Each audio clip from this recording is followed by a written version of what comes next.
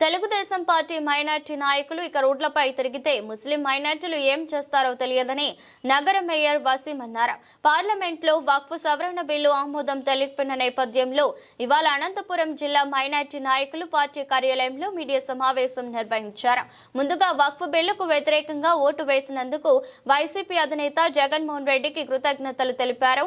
దేశంలో railway, defence తర్వాత అత్యధికంగా వక్ఫ్ బోర్డుకి ఆస్తులు ఉన్నాయని 9 లక్షల ఎకరాలను ఎలాగైనా స్వాధీనం చేసుకోవాలని కుట్ర బీజేపీ చేస్తుందన్నారు. 8.75 లక్షల కోట్ల రూపాయల ఆస్తులు, అలాగే మసీదులు, దుర్గాలు వంటి వాటికి డాక్యుమెంట్లు 6 నెలల్లో చూపించాలంటే ఏ విధంగా సాధ్యమవుతుందో చెప్పాలని డిమాండ్ చేశారు. వక్ఫ్ అంటే ఒక ముస్లిం అల్లాకు ఇచ్చిన ఆస్తి అని, దానిని తిరిగి తీసుకునే హక్కు ఓనర్ కి కూడా ఉండదన్నారు. మరి అలాంటిది కేంద్ర ప్రభుత్వం ఇందులో ఎలా జోక్యం చేసుకుంటుందని ప్రశ్నించారు. పవిత్ర రంజాన్ మాసంలో ఇఫ్తార్ విందులో నమాజ్ చేసి ముఖ్యమంత్రి చంద్రబాబు వక్ఫ్ బోర్డు బిల్లుకు వ్యతిరేకంగా ఉంటామని చెప్పారన్నారు. కానీ 4-5 రోజులకే పార్లమెంటులో బిల్లు ఆమోదించాలని ఆగ్రహం వ్యక్తం చేశారు. ఇప్పటికైనా తెలుగుదేశం పార్టీ మైనార్టీ నాయకులు నోరు విప్పాలని, ఆ పార్టీకి రాజీనామా చేసి వక్ఫ్ సవరణ బిల్లుకు వ్యతిరేకంగా వేస్తున్న ఉద్యమానికి మద్దతు తెలపాలన్నారు.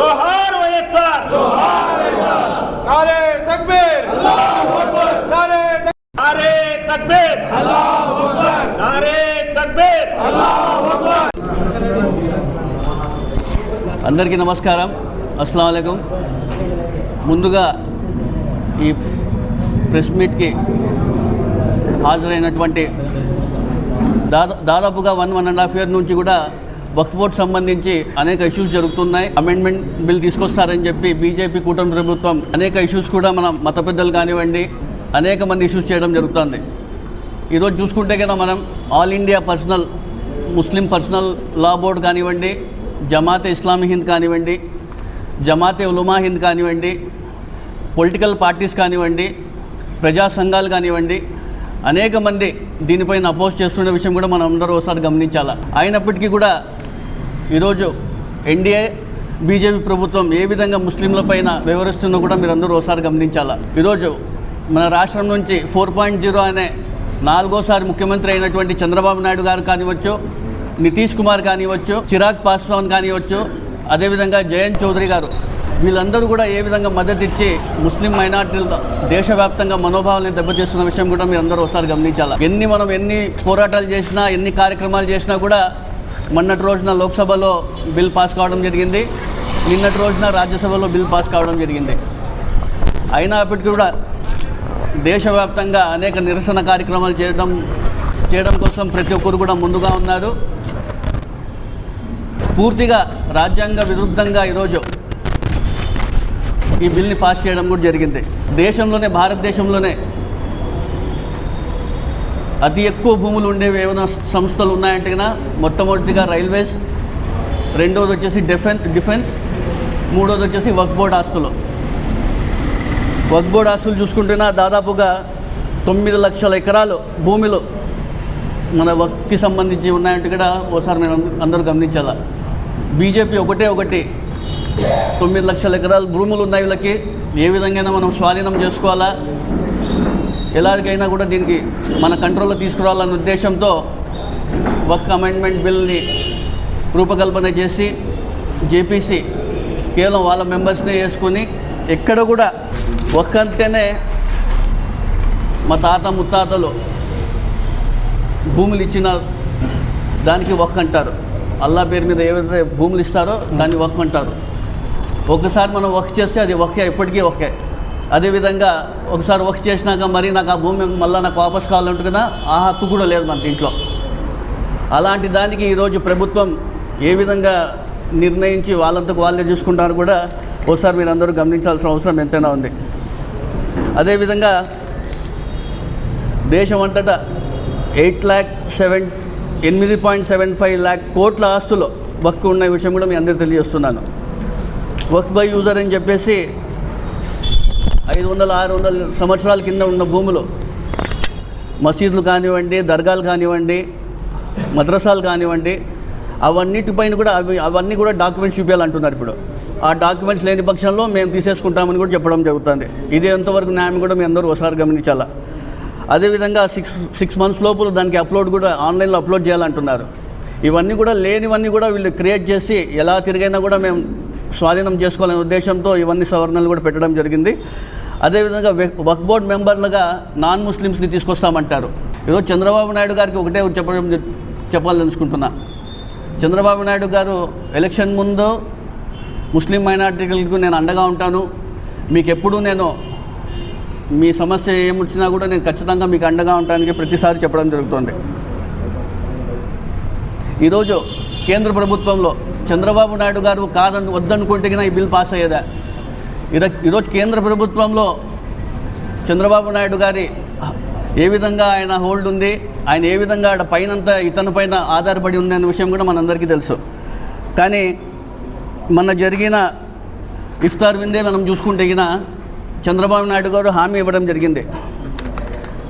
నేను చెప్పేది కాదు, ఇది నేషనల్ మీడియాస్లో కానీ ఎక్కడైనా కూడా ఇది చూడండి, టైమ్స్ ఆఫ్ ఇండియా కానీ ఒకటి షాయా, ఇది వచ్చేసి మోస్ట్ ప్రివిలేజ్గా ఇస్తారు. ఈ కోట్ వేసుకున్నారే ముస్లింలో ఒక ప్రివిలేజ్గా ఒక పెద్ద తరానికి వేసుకునేటప్పుడు ఇది వేసుకుంటారు. ఇది షాయా అంటారు దీన్ని. ఇది వేసుకొని ఆ రోజు ఇఫ్తార్ విందు చేసి నమాజ్ చదివి ఆయన హామీ ఇవ్వడం జరిగింది చంద్రబాబు నాయుడు గారు. నేను ముస్లిం మైనారిటీలకు అండగా ఉంటాను. దీంట్లో చెప్పడం జరిగింది, ముస్లిం వక్ఫ్ బోర్డ్ ప్రాపర్టీస్ని నేను ఎట్టి పరిస్థితుల్లో ప్రొటెక్ట్ చేస్తా అని చెప్పడం జరిగింది. ఇది నేను చెప్పడం కాదు, ప్రతి ఒక్క నేషనల్ మీడియాలోనే రావడం జరిగింది. టైమ్స్ ఆఫ్ ఇండియా కానివ్వండి, హిందూ కానివ్వండి, డెక్కన్ హెరాల్డ్ కానివ్వండి, ప్రతి ఒక్కటిలో రావడం జరిగింది. మీరు చెప్పిన 1 వీక్ తర్వాతే ఒక 4-5 డేస్కే మీరు మాట మార్చి మరి మనం మోసం చేస్తున్నారు. ఏ విధంగా మైనార్టీలు కూడా మీరు ప్రజలందరూ కూడా ఒకసారి గమనించాలా. అదేవిధంగా చూసుకుంటే ముస్లిం మైనార్టీ దేశ చరిత్రలోనే ముస్లిం మైనార్టీలకు అండగా నిలిచిన ఏకైక నాయకుడు ఎవరైనా ఉన్నారంటే కూడా దివంగత నేత డాక్టర్ వైఎస్ రాజశేఖర రెడ్డి గారు. ఆయన 4% రిజర్వేషన్ తీసుకొచ్చి ఈరోజు ముస్లిం మైనార్టీ పిల్లలు ఏ విధంగా మంచి స్థానాల్లో ఉన్నారు కూడా మీరు ఒకసారి గమనించాలా. డాక్టర్స్ కానివ్వండి, ఇంజనీర్స్ కానివ్వండి, ఉన్నత స్థానాల్లో ఉన్నారంటే కూడా అది కేవలం డాక్టర్ వైఎస్ రాజశేఖర రెడ్డి గారితో సాధ్యమని మీ అందరికీ తెలియజేస్తున్నాను. అదేవిధంగా ఆయన అడుగుడు జాడలో వైఎస్ జగన్మోహన్ రెడ్డి గారు కూడా 2 అడుగులు ముందుకేసి ఈరోజు ముస్లిం మైనార్టీలుగా ఏ విధంగా అండగా ఉన్నారు మీరు అందరూ కూడా ఒకసారి గమనించాలి. వక్ఫ్ బోర్డు సంబంధించి జగన్మోహన్ రెడ్డి గారు ముందు నుంచి వ్యతిరేకిస్తున్నారు. జగన్మోహన్ రెడ్డి గారు ఎప్పుడు ముస్లింలకు అండగా ఉన్నారు, ఏ విధంగా పొలిటికల్ లిఫ్ట్ ఇచ్చిన విషయం కూడా మీరు ఒకసారి గమనించాలి. రాష్ట్రంలో ఎప్పుడూ చూసి ఉండరు.